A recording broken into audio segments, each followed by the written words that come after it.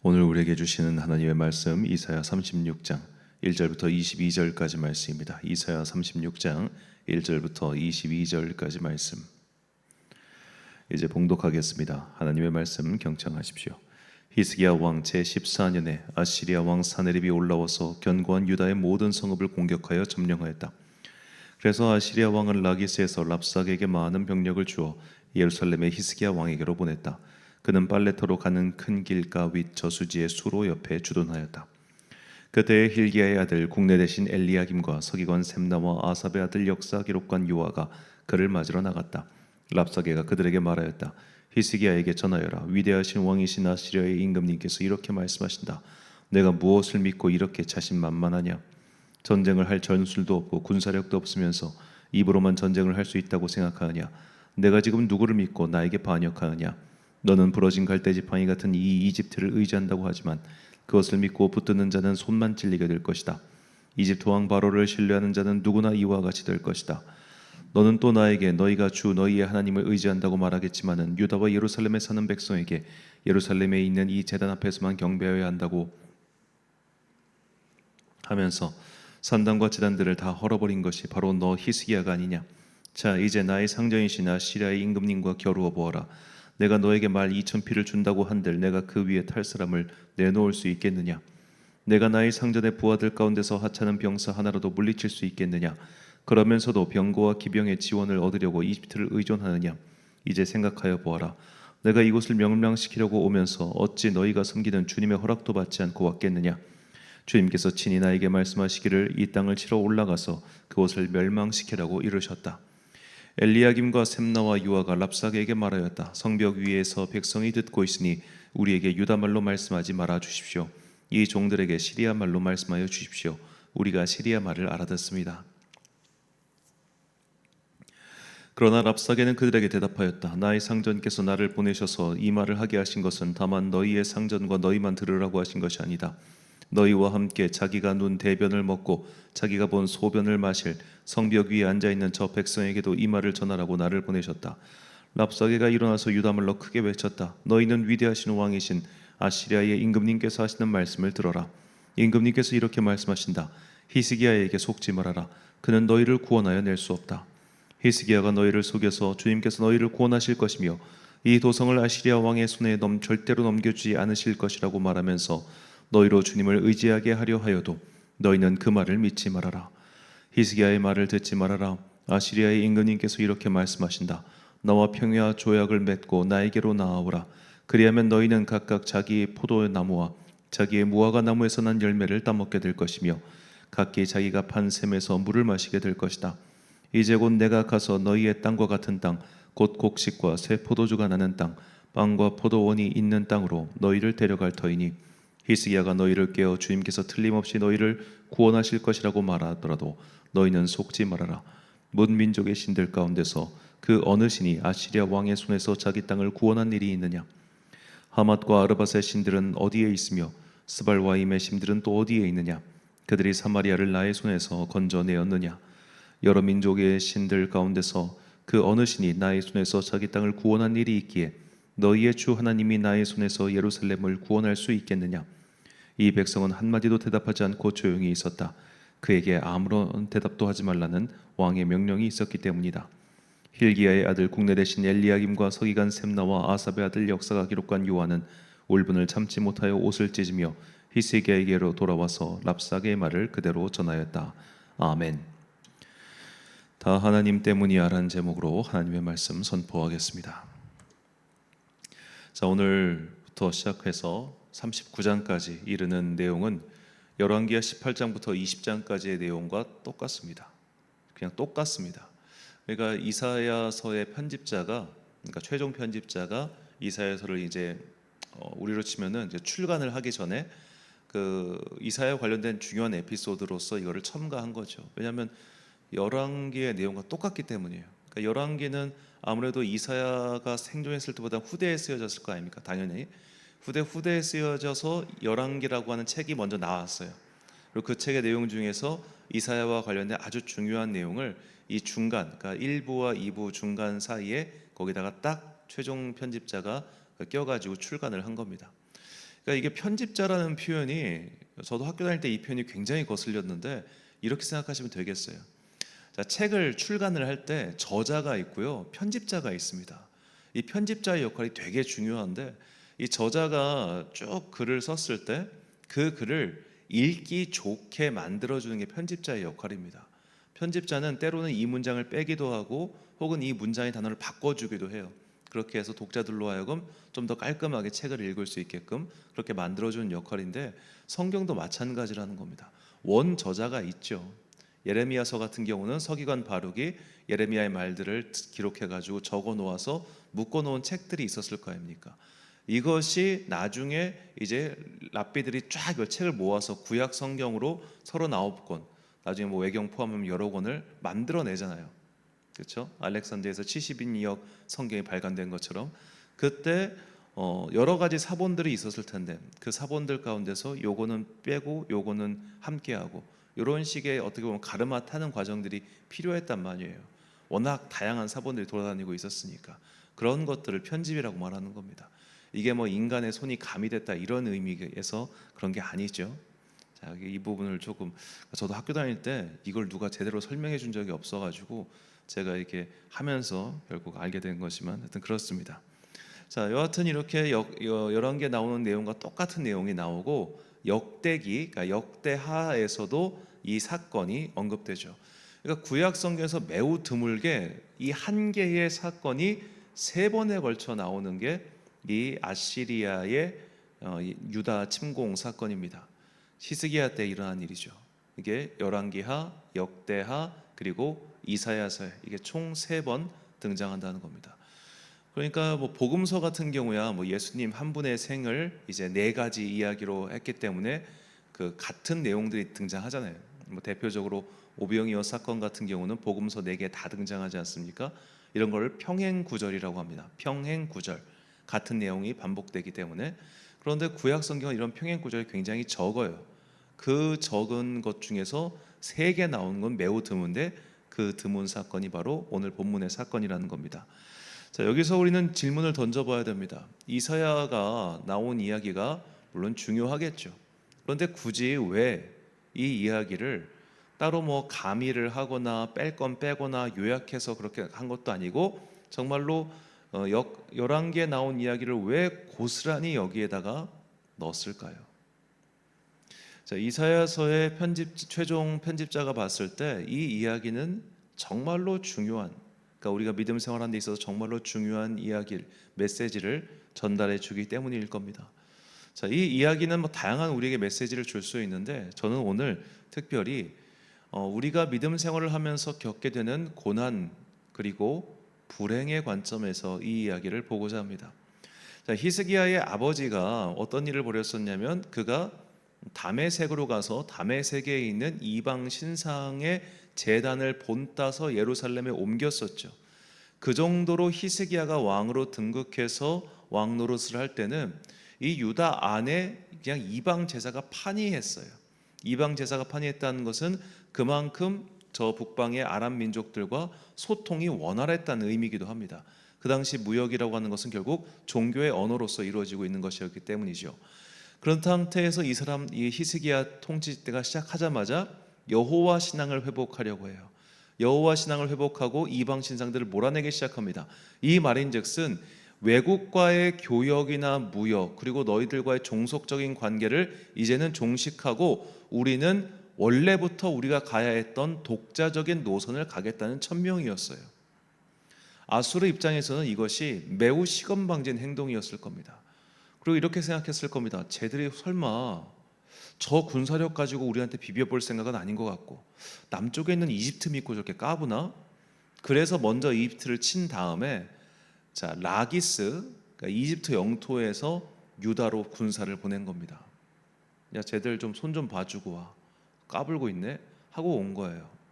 자, 히스기야가 여타 다른 왕들처럼 하나님 앞에서 범죄하였기 때문에 그 범죄에 대한 심판으로서 외국 군대가 들어온 게 아닙니다.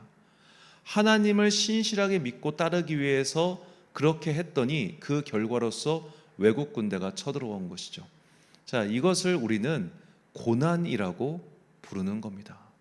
내가 믿음 생활을 제대로 하려니 세상의 악한 자들이 우리를 와서 괴롭히죠. 이게 고난인 겁니다. 자, 이 고난 때문에 당시 예루살렘 주민들은 이런 상황에 처해야 됐습니다. 본문 12절 말씀. 랍사게가 이르되 내 주께서 이 일을 내 주와 내게만 말하라고 나를 보내신 것이냐? 너희와 함께 자기의 대변을 먹으며 자기의 소변을 마실 성 위에 앉은 사람들에게도 하라고 보내신 것이 아니냐 하더라. 아멘. 자, 우리가 이 오늘 본문을 보면 이 랍사게가 어디에 주둔했냐? 윗저수지에 주둔했다고 성경에 나옵니다. 그러니까 일단은 성을 포위하긴 포위하는데 수로 마실 물부터 끊어놓고 포위를 시작한 거예요. 그러니까 주민들이 죽어가는 거죠. 서로 소변을 마시고 대변을 먹어야 될 정도로 아주 지극히 정말 인간이 겪을 수 있는 고난의 최대치까지 지금 고통의 한계치에 도달한 겁니다. 그렇게 고난을 겪고 있는데 그때 랍사게가 백성들을 호도합니다. 자, 다음 10절 말씀. 내가 이제 올라와서 이 땅을 멸하는 것이 여호와의 뜻이 없음이겠느냐? 여호와께서 내게 이르시기를 올라가 그 땅을 쳐서 멸하라 하셨느니라. 자, 지금 이 말은 바꿔 말하면 지금 너희가 고통당하고 있는 거, 지금 너희에게 어마어마한 이렇게 어려운 일이 생긴 거, 이거 하나님께서 시키신 거야. 내가 괜히 왔겠어? 이렇게 말을 합니다. 자, 이 말은 우리가 믿음 생활을 하면서 때로는 주변으로부터, 때로는 사탄이 우리에게 하는 말이죠.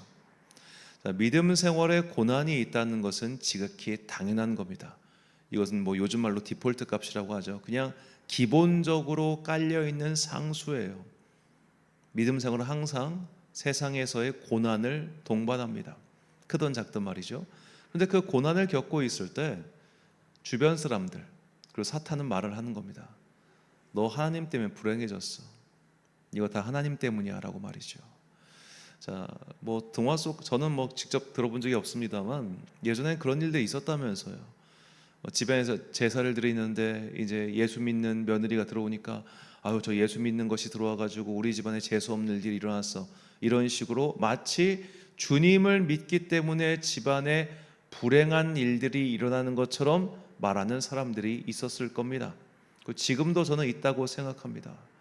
하나님을 믿으니까 재수가 없는 일이 벌어졌어. 원래 우리 집안은 불교 집안인데, 원래 우리 집안은 제사 드려야 되는 집안인데 저거 하나님 믿고 교회 다니는 놈 나오니까 아주 재수가 없어졌어 라고 말하는 사람들이 있지요. 그리고 믿는 자들 가운데서도 이런 비슷한 류의 생각을 하는 사람들이 있습니다. 오늘 내 삶에 안 좋은 일이 일어나면 그 일의 원인이 마치 하나님께 있다고 생각합니다. 하나님 왜 저한테 이런 고통을 주십니까? 왜 이런 불행한 일을 주십니까? 라고 말이죠. 그런데 성경은 말합니다. 잠언 19장 3절 말씀. 사람이 미련함으로 자기 길을 굽게 하고 마음으로 여호와를 원망하느니라. 아멘. 자, 미련함과 원망. 우리 인생에서 믿음 생활 가운데 고난이 있다고 말씀드렸습니다.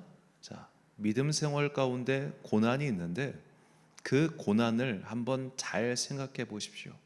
이 고난이 정말로 내가 하나님을 잘 믿고 따랐기 때문에 오는 고난인지 아니면 지 성질머리 때문에 벌어진 고난인지 잘 구분해 보라 이 말입니다. 자, 대표적으로 이제 크리스천 남성들이 많이 겪는 문제, 직장에서의 술 문제가 있지요. 자, 어떤 사람들은 이런 핑계 대신 분 의외로 꽤 많은데 직장을 그만두면서 항상 이야기를 해요. 내가 크리스천으로서 술을 안 마시니까 사람들이 직장 내에서 나를 왕따시키고 괴롭힌다. 그래서 어쩔 수 없이 내가 이 회사 그만두고 다른 직장을 찾아야겠다. 이렇게 말씀하시는 청년들을 본 적이 있습니다. 그 사람의 경우를 뜻하는 것이 아니라 저는 이제 그런 걸 좀 일반화시켜서 좀 생각을 해봤을 때 이런 생각이 들었어요. 저도 이제 장교 생활할 때 제가 술을 안 마시니까 모임에 물론 어울리기 힘들죠. 술 강요도 받아봤고. 그런데 대신 저는 노래방에서 신나게 놀아드렸습니다. 제가 딸랑이 노래 정말 잘했습니다. 딸랑딸랑딸랑딸랑 분위기 맞춰주는 거죠. 크리스찬뿐만 아니라 술 못 마시는 사람들 꽤 있습니다. 그런 사람들이 거기 가서 술을 못 마신다는 이유만으로 배척당하는 게 아닙니다. 분위기를 못 맞춰주는 것도 있어요. 그러면 내가 술을 안 마셔. 그러면 분위기를 맞춰주는 노력이라도 해봐야 되는 건 아닐까요? 자, 그런 식으로 아주 극단적인 예 하나만 드는 겁니다. 자, 그런 식으로 우리에게 일어나고 있는 고난이 내가 믿음 생활을 열심히 하기 때문인지 아니면 내가 혹시 어떤 데 좀 부족했기 때문에 벌어진 일인지 이거를 구분해서 생각해야 된다는 겁니다. 전 이것을 고난과 불행이라고 한번 구분을 해보고자 합니다. 내가 정말로 하나님을 신실하게 따랐기 때문에, 예를 들어 바울처럼 그렇게 살았기 때문에 얻는 세상에서의 안타까운 일들은 고난이라고 분류하고, 그런 거 아니고 조금 내가 아쉬운 선택을 해서, 조금 내가 부족하게 행동해서, 조금 내가 어리석게 행동해서 생긴 나의 어려운 일을 불행이라고 이렇게 카테고리를 좀 분류를 해봅시다. 자, 그때 우리는 헷갈려 해요. 이게 나의 어리석음 때문에 생겨난 일인지 아니면 하나님을 신실하게 믿기 때문에 얻은 고난인지 이걸 헷갈려 한다 이 말이에요. 예를 들어 오늘 본문의 사건은 고난이 분명합니다. 그들이 어떤 잘못을 저질렀기에 하나님께서 벌을 내리신 것이 아니라 그들이 하나님의 명령에 따라 독자적인 노선, 바른 길을 택했기 때문에 온 고난, 곧 시련이죠. 그런데 다른 경우는 이것이 그런 의미의 시련이 아니라 그들이 잘못된 선택을 했기에 오는 것일 때가 있다는 겁니다. 그러나 외부인들이 볼 때는 이걸 어떻게 구분해요? 외부인들은 몰라요. 그러니까 이렇게 얘기한 겁니다. 이거 전부 다 하나님 때문이야. 너는 하나님을 원망해야 돼 라는 식으로 우리의 마음을 자꾸만 요동치게 만들죠. 자, 어떠한 일이 생기든 간에 우리는 그 일 속에서 하나님을 원망할 만한 요소를 하나도 발견할 수가 없습니다. 왜냐? 믿는 자들에게 처음부터 얘기했어요. 고난이 있을 거라고, 이거 있다고 얘기하셨어요. 얘기 안 하는 거 아니에요. 우리가 선택한 겁니다.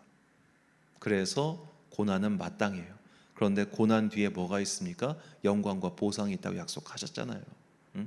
그것까지 함께 바라보며 믿는 겁니다. 선택입니다. 불행한 일이 생겼습니다. 그 불행을 하나님께서 유도하셨습니까? 하나님께서 예비하신 겁니까? 아니에요. 잘 생각해 보세요. 내가 그거 선택한 겁니다. 내가 그 길을 간 겁니다. 주변에서 분명히 말렸을 것 아닙니까? 잘 따져보면 분명히 우리는 하나님을 원망할 거리가 하나도 없음에도 불구하고 그 당시 그 마음, 그 힘듦 때문에 쉽게 주님을 원망하곤 하지요. 성경은 이것을 어리석었다고 그렇게 말을 하고 있는 겁니다. 그래서 우리는 이 바울의 권면을 꼭 기억해야 됩니다. 고린도전서 10장 9절부터 11절까지 말씀. 그들 가운데 어떤 사람들이 주를 시험하다가 뱀에게 멸망하였나니 우리는 그들과 같이 시험하지 말자. 그들 가운데 어떤 사람들이 원망하다가 멸망시키는 자에게 멸망하였나니 너희는 그들과 같이 원망하지 말라. 그들에게 일어난 이런 일은 본보기가 되고 또한 말세를 만난 우리를 깨우치기 위하여 기록되었느니라. 아멘. 사랑하는 천안광성교회 성도 여러분, 그리고 이 새벽을 함께 깨우고 계신 귀한 주님의 자녀 여러분, 인생에서 일어난 고난과 불행에 대해서 잘 생각해 보십시오. 우리는 고난과 불행을 구분하지 못합니다. 오늘 히스기야에게 일어난 일은 고난입니다. 믿음의 길을 가는 자가 겪는 고난이죠. 그래서 히스기야는 하나님을 원망하거나 나에게 이런 일을 시킨 선지자를 죽여라 라는 그런 식의 말을 하지 않죠. 그런데 외부인들은 이 고난이 마치 불행인 양 말합니다. 그리고 불행의 원인을 하나님께 돌려버리죠. 네가 예수 믿어서 우리 집에 이런 일이 일어났다는 식으로 말입니다. 우리는 고난은 그래도 견뎌내지만 불행한 일은 쉽게 주님을 원망하곤 하지요. 그리고 이것은 이 두 가지 사건을 잘 구분하지 못하기 때문에 벌어지는 일입니다. 고난은 성도에게 당연한 일이며 불행은 나의 어리석음 혹은 잘못된 선택과 실수 때문에 벌어진 것이죠. 그래서 고난이든 불행이든 중요한 것은 이 일에 대해서 하나님을 원망하지 않는 것입니다. 나에게 벌어진 일의 연유가 무엇인지 생각하기도 전에 어리석은 자들은 일단 하나님부터 원망하는 것이죠. 그러나 고난과 불행을 구분하고 고난은 결국 나를 연단하고자 하는 하나님의 뜻이기에 이를 감사하는 것이며 불행은 결국 나의 잘못된 선택의 결과물이므로 우리가 받아들여야 하는 겁니다. 고난이든 불행이든 인생에서 안 좋은 일이 생길 때 차분하게 그것을 관조하며 하나님을 원망하지 않고 미래를 향해 전진한다는 것은 지극히 어려운 일입니다. 그러니까 미리미리 준비하는 것이죠. 마치 우리가 사전에 구조 대피 훈련 하는 것처럼 사전에 호텔 들어가면 거기서 피난도가 일로로 가는구나 해서 그런 극단적인 안 좋은 일이 닥쳤을 때 피할 길을 찾기 위해서 지금부터 미리미리 기도하고 믿음의 훈련을 쌓아가는 겁니다. 왜냐하면 그런 고난과 불행한 일이 닥쳤을 때 우리는 쉽게 하나님을 원망하고, 그렇게 하나님을 원망하는 사람은 거기서 넘어가지를 못하기 때문입니다. 며칠 만에 새벽 기온이 확 달라졌습니다. 이 가을 참 좋으신 우리 주님의 은총과 평강이 최선을 다해 인생을 살아가는 우리 모든 주님의 자녀들에게 풍성히 임하시길 예수님의 이름으로 축원합니다. 기도하겠습니다. 사랑과 내가 풍성하신 아버지 하나님, 우리는 믿음으로 인해서 생긴 고난과 나의 실수로 인해서, 잘못으로 인해 생겨난 불행을 구분하지를 못했습니다. 그래서 이 모든 것들을 그저 하나님 탓인 양 원망하고 불평하였음을 이 시간 고백하오니 주여 우리의 어리석음을 용서하여 주옵소서.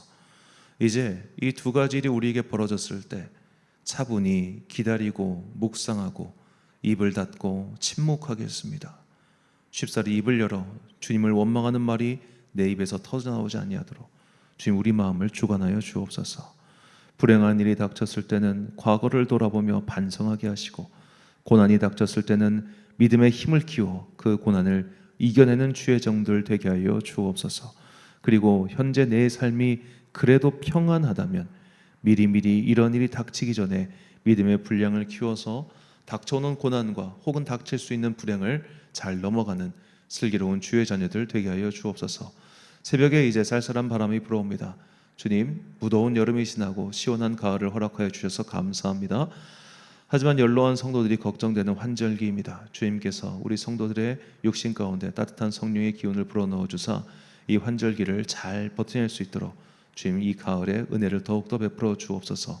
오늘 하루도 참 좋으신 우리 주님의 은총과 평강이 모든 성도들과 함께 하시기를 간절히 소망하오며, 이 모든 말씀 우리 구주 예수 그리스도의 이름으로 기도드립니다. 아멘. 오늘의 기도 제목입니다. 고난과 불행을 구분할 수 있는 지혜를 구하시고, 고난과 불행이 닥쳐오기 전 대피 훈련을 한다고 생각하며 더욱 단단한 믿음을 달라고 기도하십시오. 오늘 주신 기도의 제목 가지고 기도와 묵상에 힘쓰는 하루 되시길 바랍니다. 기도하겠습니다.